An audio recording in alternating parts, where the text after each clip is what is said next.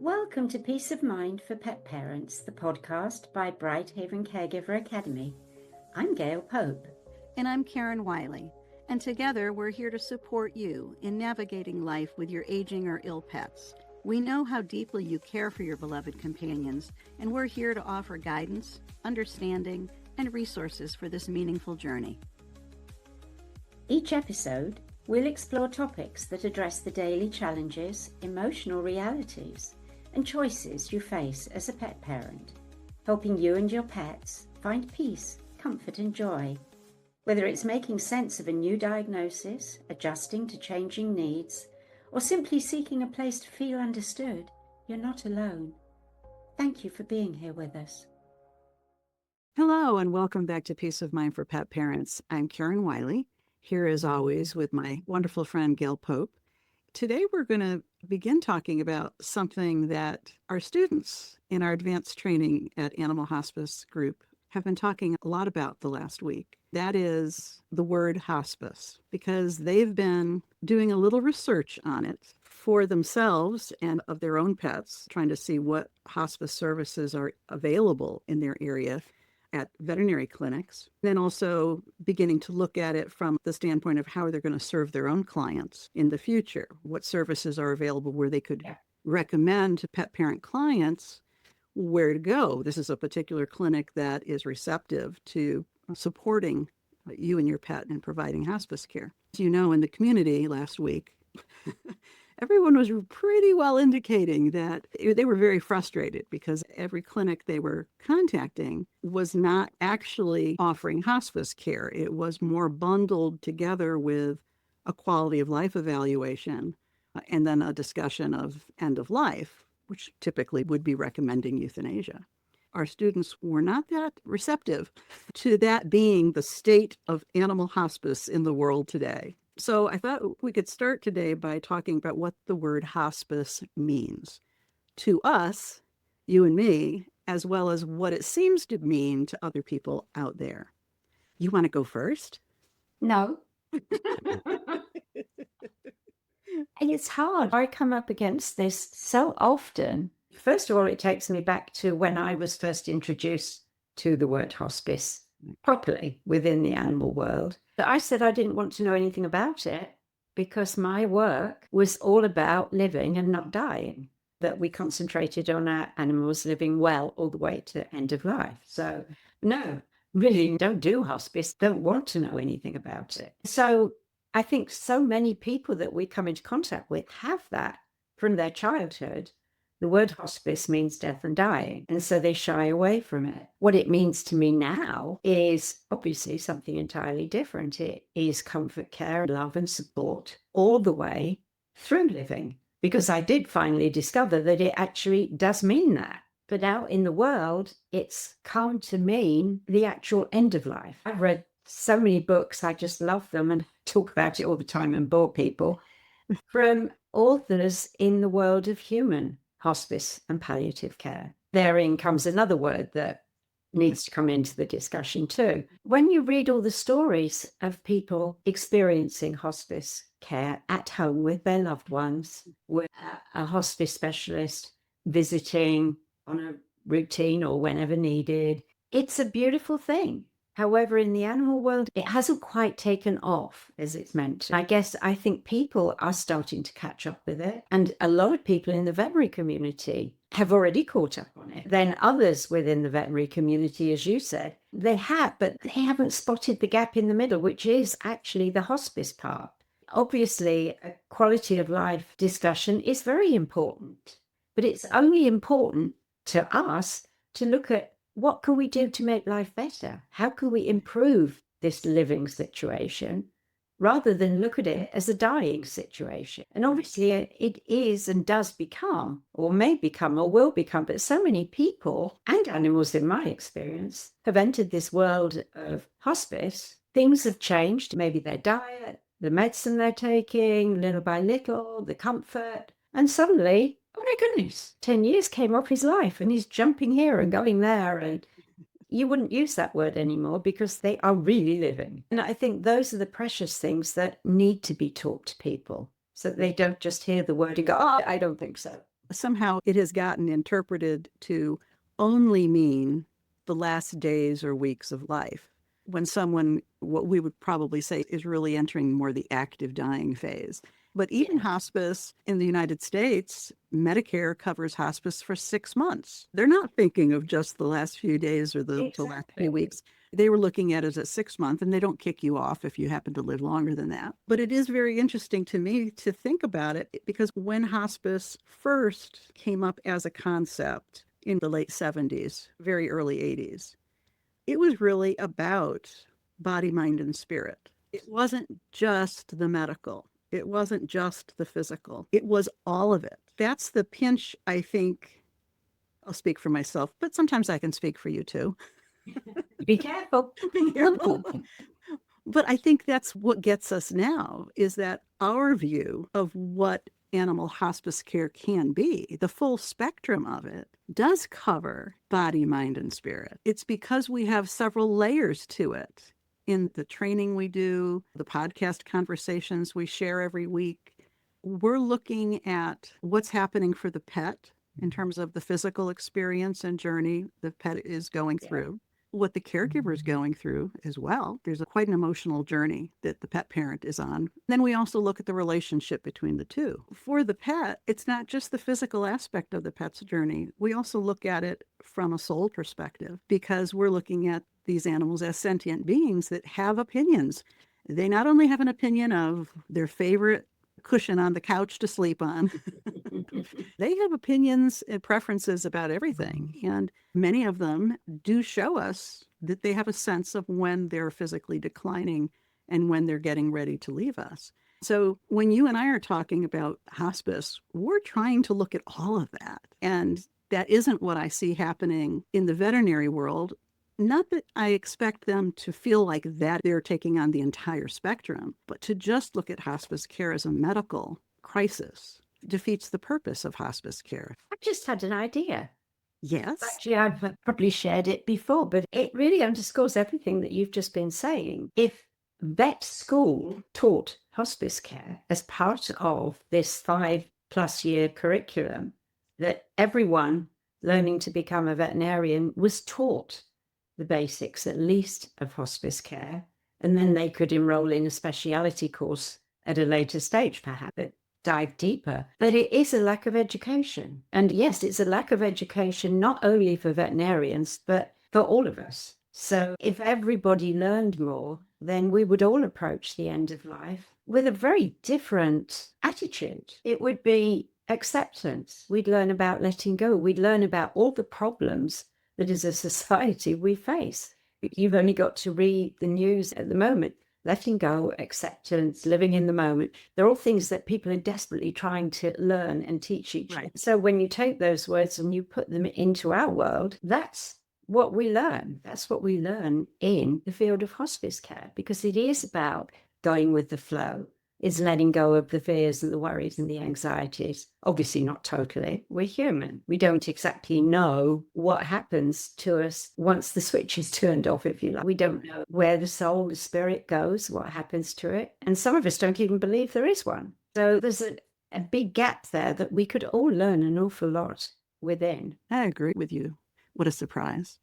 Of course. Of course. Especially just thinking of the students entering into vet school. There's nobody who enters vet school who doesn't love animals.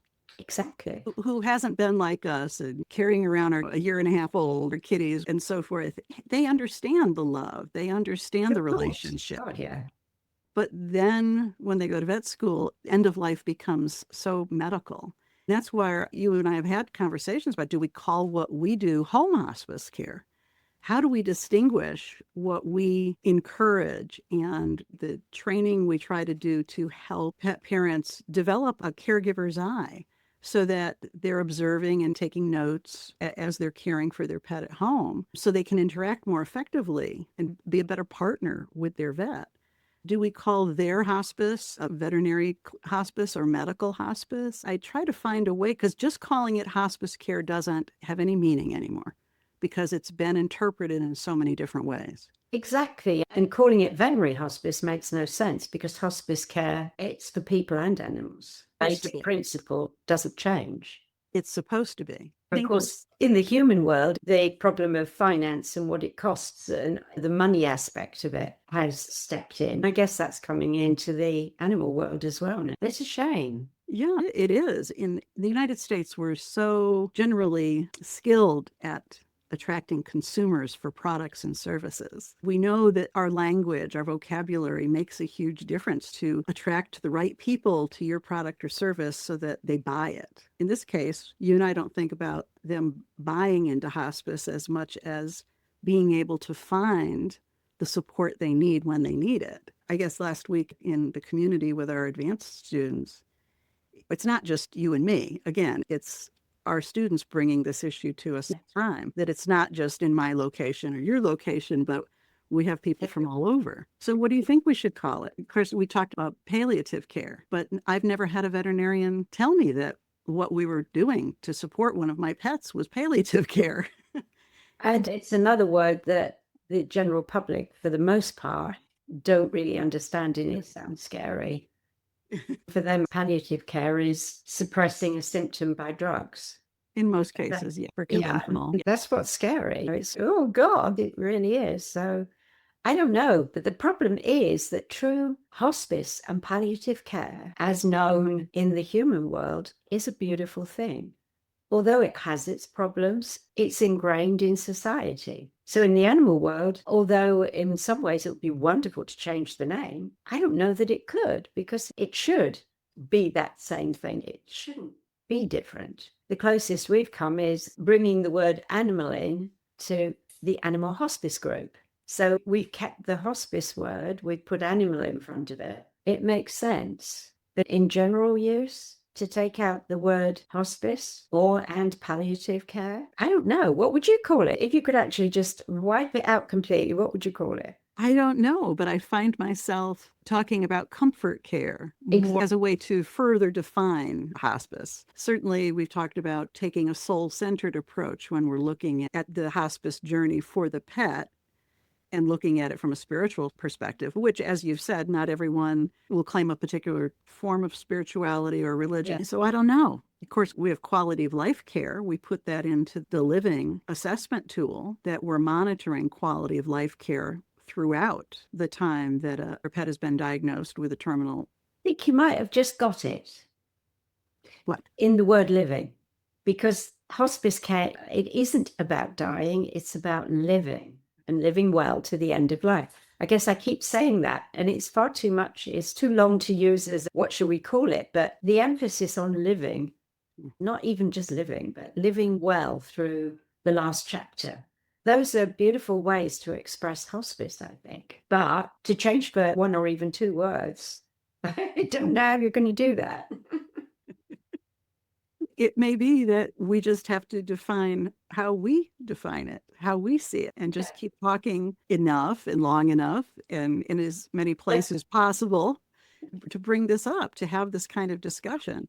I think I've told you at some point in the past that my very first client in grad school, my first nonprofit organizational client, was Hospice of Nashville, Tennessee. They had just started a chapter. So it was right after hospice came over from the UK to the US. We had a student group that would be providing consultative services to nonprofit organizations as a way for each of us to learn how to be better consultants and analyze things and so forth. So that was my very first one. And I just remember, because I didn't know what the heck hospice was. I'm 22 at the time.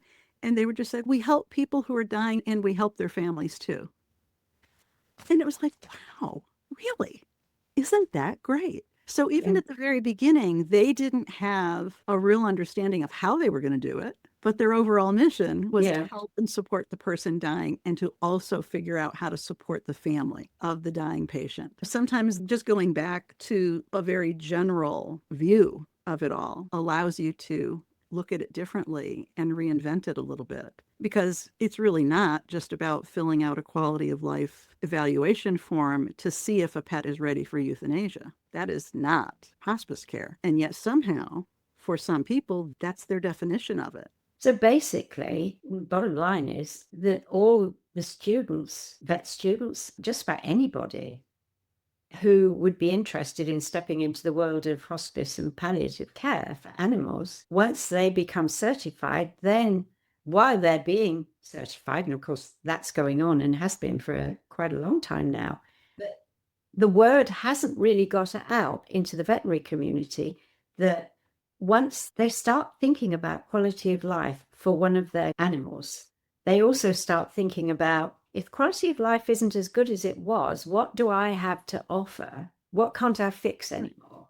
What was it I taught how to work with? Oh, I can work with a hospice counselor for my client. I can refer out, or I could have somebody practiced in the art working within my clinic. Could work either way, but once the word is out and more people are actually asking for these services, what they receive and what they understand about hospice isn't necessarily what they're actually getting. So they are actually seeking it now more. I find that in consultation, we've seen it in AHG. Students have shared their stories, and there's a gap. There's that gap that you were talking about. The vets simply don't know. It's not that they don't care. Of course they do. They want to do their best. They do it with love.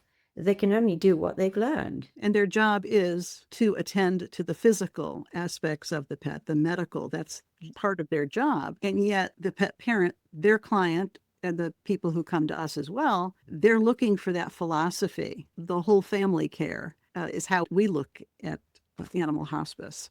A lot of the people who come to us and that I've experienced, a lot of the clients that I've worked with will already be working with an integrative veterinarian, which means they're a blend of conventional and holistic care. Those people, I find, very often have a veterinarian who literally hears about the work of hospice. Their ears prick up and they are absolutely, let's do this. They have the right philosophy already ingrained in them because they've been working integrative. And they're used to switching from the idea of fixing to working with. So symptoms aren't so big and scary for them because they're creating a balance of healing. They do it all the way through towards the end of life. So there you have the open-minded approach. Yeah, and the body, mind, spirit approach. Exactly. Yes. Yeah. And that's, I think, why so many clients that we speak with are often looking for an integrative vet. Their pet enters end of life hospice care. They have a difficult or terminal diagnosis, and the pet parent is not finding the kind of support that they want. It's not the medical support that there's anything wrong with the conventional medical support that they're receiving, but they want more than that. And the other part that you've just made me realize that I hear a lot is because we talk about choices at the end of life. We don't talk about natural death being the way for a life to end. We don't talk about euthanasia being the way for a life to end. We stay open. For me, obviously, natural dying has become a way of life for me, but I still hold euthanasia there as a possibility if it's needed. I think the one thing that comes up for me over and over again, which is quite scary sometimes, is that people search, because we tell them to, for a mobile veterinarian. So should the occasion arrive that they do decide on euthanasia, they have somebody to call for help. But that somebody has to be open, again, to supplying the kind of meds that hospice care would provide, obviously to humans. Strong, fast-acting pain relief should it become necessary for an underlying illness that may have evinced itself throughout the process. Mobile veterinarians, for the most part, aren't open to the kind of comfort care that hospice ensures. So very often I'll have clients say, oh, yes, I spoke to her. I've got a wonderful mobile vet. They're very supportive. But when I make the appointment, it is for euthanasia. Again, they've missed the middle bit. They've missed usually many months of that middle bit. It is sad that hospice somehow seems to mean that there's no hope of any kind left. Although if there is a terminal diagnosis in play, if there is no cure, then the physical life of your pet is going to end at some point. But hospice care can give you a new kind of hope in terms of everyday truly living, as you were saying a little earlier.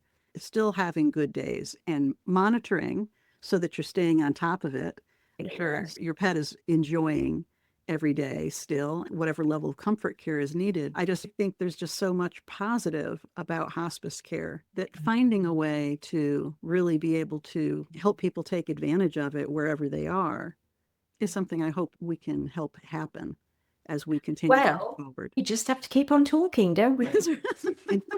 That doesn't seem to be a problem. That's something you and I have not had a problem doing. I think coming back to the phrase that I tend to use quite often, healing for the highest good, is or should be the focus in that last chapter. Let's spread it out. Dying doesn't have to be a few days. It's a chapter of life and living. And that's why I really love the holistic approach, talking about healing for the highest good rather than curing. Because let's face it, most of us perhaps have an illness that is chronic, that isn't fixable. We live with it. But it's only when we get into the later years or the disease progresses that we start to look at fixing. And why can't we fix it? Let's do surgery. Let's do another surgery until we finally realize that the life is ebbing out of the patient, whether they're 2 legs or 4 legs. Very true. So applying a holistic approach takes away so much of the negativity by looking at healing for the highest good. We're healing body, mind, and spirit. So the patient feels better. They may still be in that same place, but it's a whole energy shift, And once you've got that energy shift, that's where animals and people often rebound to better life. They see it all the time in human hospice care. When a patient is declining and they switch to hospice, the treatment plan changes around a little bit. The patient starts feeling better. They've still got the illness, but they're feeling better. They've got life again. They're living. They're not dying. And that's it. Yes. And that's healing for everyone. Maybe hospice could have a badge that you put on when you're in hospice care that says, "I'm living," or something like that. It is why we called the living quality of life monitoring tool, because it's all about living. Is there some way you would like to close this particular conversation? Not really anything new or different. I think baby steps comes to mind as a huge reminder for all of us that all the way through life, we should be taking baby steps rather than labeling periods. So I think that's an important mention. Possibly that love is the greatest healer for all stages of life. It's all about love, isn't it? It is. That's why we all are so focused on what we can do for our pets, because we love them so much. There you go. All right, then. Thank you, as always, for being with us. Keep in mind that hospice is a philosophy of living, as we're talking about it. It's not a sentence of dying, and it's not about the end. It truly is about living. So we'll hope to see you back here next week. Take care. Thank you. Bye-bye. Thank you for joining us on Peace of Mind for Pet Parents. We hope today's episode has offered you support and insight as you care for your aging or ill pets. Remember, it's not just about the end, it's about living well at every stage of life. To continue your journey with us, explore more resources at BrightHaven Caregiver Academy's website, brightpathforpets.com, where you'll find guides, assessments, and a caring community of pet parents like you. Until next time, may you and your pets find comfort, connection, and peace in every moment. Take care.